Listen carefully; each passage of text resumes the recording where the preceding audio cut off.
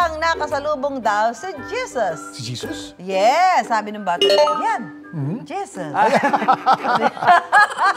Habang namamasyal ang pamilya ni Gavin sa isang mall, nakasalubong nila ang lalaking kamukha raw ni Papa Jesus. Sa video mapapansin na nagulat din ang lalaki dahil bigla siyang tinawag na Jesus ng batang si Gavin. Ayon sa kanyang mga magulang, kapag story time daw nila, ipinapakita ang larawan ni Papa Jesus sa bata. Ang galing. Ang video na mahigit 24 million views online. Just kidding! Just kidding! Pero kahit pa, saya yun. Ang bata talaga yun, napakasimple. Ayan. Actually, Next on the list, ang bubblegum accident na ito. Panoorin po natin.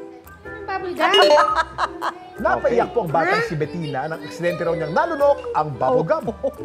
Sa video, di ba alam ng chikiting kung ilang bubble gum ang kanyang nalunok. Nag-sorry pa siya sa kanyang mami dahil sa kanyang ginawa. Tinakot naman ang bata na mauospital kaya naman naiyak na lang si Bettina.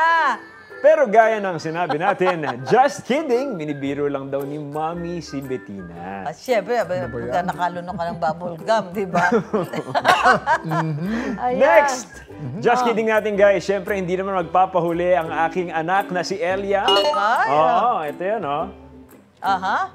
Oh, di ba? Okay. Nakakalimutan.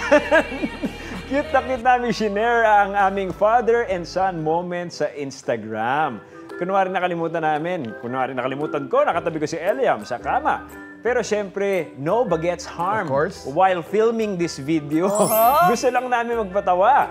Just kidding. Kidding! Super cute, super kulit. Pero minsan lang sila maging bata, kaya dapat sulit. Sa mga gustong mag-share ng nakatutuwang video ng kanilang chikiting, mag-comment o share lang yan sa Dapat Alam Mo Facebook page.